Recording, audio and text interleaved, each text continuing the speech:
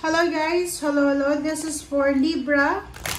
Libra, welcome dito sa aking channel, Kapalaran 888. Welcome guys.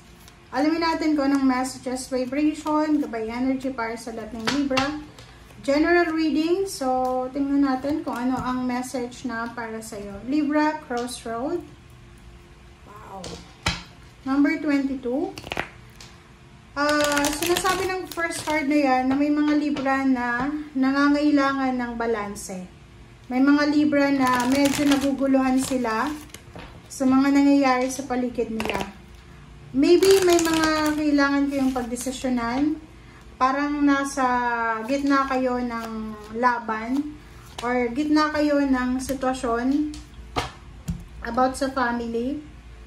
Like for example, may nag-aaway-away sa pamilya nyo and medyo nahihirapan kang isettle or medyo nahihirapan kang alamin kung sino yung mga tao sa nag-aaway-away na yan ang may kasalanan, parang ganon. Choose wisely your path to avoid any dismay. Para hindi ka madismaya, huwag kang kumampi. Sa gitna ka lang ng crossroad na yan. Okay? In terms of, Libra, in terms of emotion or work, sinasabi ng baraha sa'yo dito na yung focus mo is mabigyan ng katahimikan, ng satisfaction, ng victory and success ang pamilya mo. Kasi family Family room, living room, signifies family yan, family ties. So, sinasabi dito na yun yung focus mo Ang focus mo is yung ibigay sa pamilya mo yung lahat ng pangangailangan nila. Focus mo is yung hindi mahirapan yung mga anak mo, yung apo, yung asawa, kung may asawa, boyfriend, girlfriend.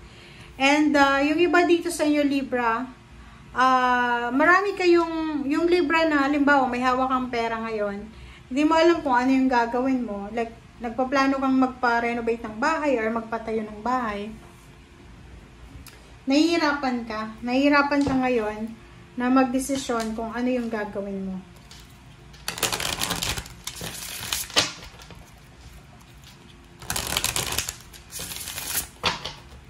Okay, tingnan natin sa ibang tarot deck.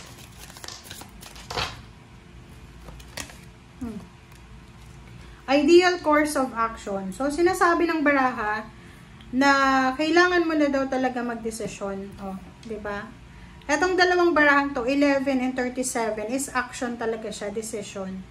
So, halimbawa daw na nasa crossroad ka, kahit anong sitwasyon, ano man ito na nasa gitna ka ng uncertainty, nasa gitna ka ng confusion, sinasabi ng barahan na kailangan mong magdesisyon as soon as possible, or if hindi ka pa sigurado sa desisyon na gagawin mo, pwede mo munang ihang yan, okay? Pero yung dalawang barahang to, nagsasabi na kailangan mo magdesisyon. Kasi gano'n naman kahit anong pilit natin na iwasan, i-delay, i-postpone, ihang, kailangan din natin magdesisyon. So, magdesisyon ka na habang maaga pa. Parang yung sinasabi ng baraha. Okay, Libra.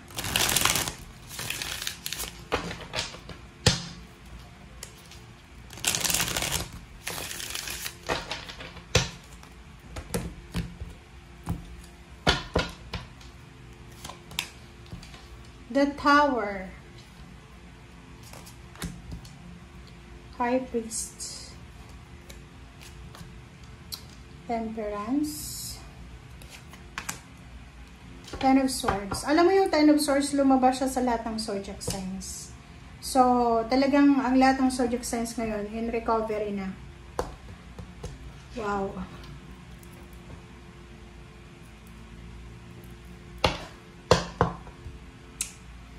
Libra, comment down below if you resonated.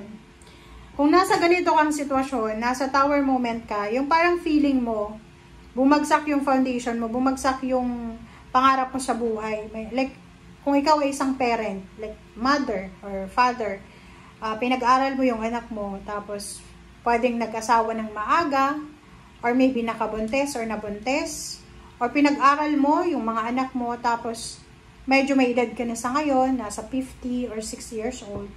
Pero until now, nakapagtapos na sila, pero nandyan pa rin sila sa bahay mo, hindi sila naghahanap ng trabaho. Parang ganon. So, bumagsak yung foundation mo eh. Yung parang feeling mo, retired ka na eh. Feeling mo, wala ka nang iisipin na iba kundi sarili mo or yung asawa mo lang. But the problem is, meron dito the tower eh. So, kung ano man na tower moments ang pinagdadaanan mo, sinasabi ng barahan na tanggapin mo yan. Tanggapin mo yan kasi yun nga, sabi dito, wala tayong magagawa eh. Yan talaga yung nakatadhana eh.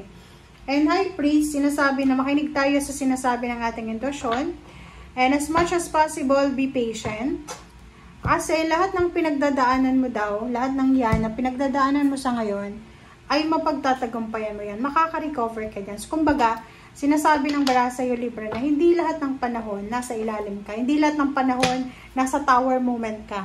Hindi sa lahat ng panahon nasa crossroad ka, na confused ka. Diba? Knight of Pentacles. Oh.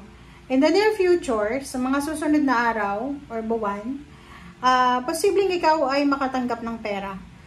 Maybe this is inheritance, lump sum of money, payments, payouts, bonuses, retirement, financial help from the government.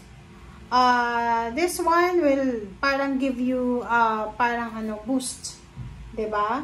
So, sinasabi ng bara sa'yo dyan na hindi ko alam kung ano yung pinagdadaanan mo, Libra, but kahit may edad ka na, ang dami mo pa rin pangarap sa buhay, 'di ba? So, nakikita ko sa'yo dito, Libra, napaka-hardworking mo. Hardworking Libra. Sinasabi ng barahan na yung mga hardworking Libra dito ay posibleng makamit nyo yung financial success na minimithi nyo. Nakikita ko yung emotional peace dito. Diba? Halimbawa sa ngayon, ang dami mong utang, marami kang kailangan isettle na kompromiso. Sinasabi dyan sa'yo ng Ten of Pentacles and the Star na in the near future, lahat ng mga obligasyon and kompromiso na mayroon ka sa ngayon ay matatapos din yan. Ang daming 10. 10 completion, 10 of cups, 10 of pentacles. Diba? Libra, kung ano man ang mga emotional problems na pinagdadaanan mo, isipin mo na bilog ang mundo. May mga magbabago, may pagbabago na magaganap. Huwag ka lang madala sa temptation. Like, mayroon ganun eh, di ba? Halimbawa, hindi nag-work yung pangarap niya para sa mga anak niya. If you are parent, huwag mong i-give up yung parents mo, ay yung mga anak mo. And if ikaw naman anak, mayroon kang pinapangarap sa parents mo, kung hindi pa nangyayari, huwag mong i-give up. Okay? So, yun guys, ang sinasabi ng baraha. Thank you for watching. Bye!